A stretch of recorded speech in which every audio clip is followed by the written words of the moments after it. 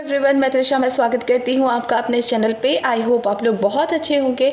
और जो हमारा CTET का एग्ज़ाम है वो 21 तारीख को होने वाला है, तो उसके बारे में मैं आपसे कुछ बात करना चाहती हूँ। जिनका भी मतलब एग्ज़ाम है उनको क्या करना चाहिए, कैसे टाइम मैनेजमेंट करना चाहिए कि उनका पूरे जो 150 क्वेश्चन है उसको वो कवर कर पाए। फिर क्या करें कि उनका मतलब एक भी क्वेश्चन ना छूटे, और क्या करना चाहिए, बस इसी पे हम बातें करेंगे। क्योंकि मैंने जो बहुत कम टाइम में खुद का एग्ज़ाम दिया है CTET का, और फर्स्ट ईयर टाइम में उसे क्लियर किया है। तो आइए मैं आपको बताती हूँ। तो फर्स्ट ऑफ़ ऑल आपको करना है टाइम मैनेजमेंट। तो टाइम मैनेजमेंट कैसे करना है, तो जैसे हमारे पास 150 क्वेश्चन है और हमें 2.5 घंटे का टाइम मिलता है, तो हम क्या करते हैं कि एक क्वेश्चन को 2 या 3 बार पढ़ने लगते हैं। वो हमें नहीं करना है, ठीक है। या तो आपको हिंदी में पढ़िए, इसके बाद फिर उसको इंग्लिश में पढ़ लीजिए। और अगर वो क्वेश्चन आपको समझ में नहीं आ रहा है तो आप उसको बार बार, हम क्या करते हैं 2-3 बार उसको लगातार पढ़ने लगते हैं। ये चीज़ हमें नहीं करना है, ठीक है। तो हमें क्या करना है, उसे 1 से 2 बार आप पढ़िए।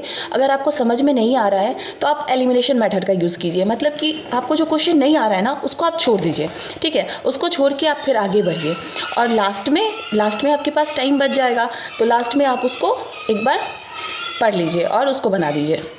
क्योंकि नेगेटिव मार्किंग तो है नहीं, तो क्वेश्चन छोड़ने का तो वो मत ही सोचिएगा। क्योंकि क्वेश्चन छोड़िएगा तो हो सकता है कि आप तुक्का लगाए तो सही भी हो जाए, इसलिए छोड़िएगा नहीं, क्योंकि नेगेटिव मार्किंग नहीं है। और दूसरा है कि हमें टाइम बचाना है, क्योंकि हमें OMR सीट भी फिल करना है। तो OMR सीट फिल करने में भी हमारा कितना 15 से 20 मिनट हमें लग जाता है, तो इसके में भी टाइम लगता है। तो इन सारी चीज़ों को देखकर हमें पहले टाइम मैनेजमेंट आना चाहिए। फिर सेकेंड हमारा है कि टैग वर्ड। तो आप एक बार प्लीज़ ये जो टैग वर्ड्स है ना, जैसे निगेटिव वर्ड, पॉजिटिव वर्ड, इनको CTET में हमारा बहुत हेल्प करता है। मेरा भी खुद का हेल्प किया, इसलिए मैं आपको सजेस्ट कर रही हूँ कि आप जो है सो देखिए। क्योंकि जो टैग वर्ड्स होते हैं ना, उनके कारण आपको मतलब बहुत जो कहे ना एक सहारा मिल जाता है। ये जो क्वेश्चन आप पढ़ लो, ठीक है, तो इसमें आपको पता चल गया कि जो हमारा ऑप्शन दिया है उसमें निगेटिव है, ठीक है। तो निगेटिव वर्ड है तो हम पहले ही उसको हटा देंगे, तो हमें उसे 2-3 बार पढ़ने की ज़रूरत नहीं पड़ेगी, ठीक है। तो इससे भी हमारा टाइम बचता है, ठीक। और इन्हीं सारी चीज़ों को ध्यान में रख के फिर आप जब जाइए एग्ज़ाम देने, तो एक जैसे ही क्वेश्चन पेपर मिलता है, आप डीप ब्रेथ लीजिए, इसके बाद अपना एग्ज़ाम शुरू कर दीजिए। और इन सारी चीज़ों पर बिल्कुल भी ध्यान नहीं दीजिए कि कोई बोल रहा है कि बहुत टफ क्वेश्चन आया है यार, लेकिन चाहे बहुत हार्ड है।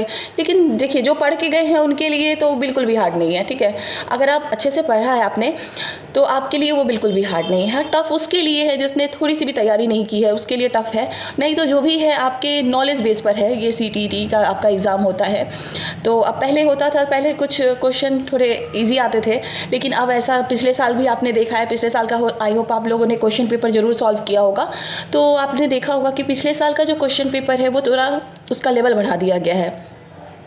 तो अब उसी हिसाब से अपनी तैयारी करके जाएं, और एग्ज़ाम के लिए बेस्ट ऑफ लक। और आई होप आपको मेरा सजेशन अच्छा लगा हो, इसके लिए थैंक यू। और क्या कहूँ, बस चैनल को सब्सक्राइब कर लीजिए, लाइक कर दीजिए, और बेल आइकन को भी प्रेस कर दीजिए, ताकि मैं जो भी नोटिफिकेशन या वीडियोज़ डालूँ वो आपको अपडेट मिल जाए। Thank you.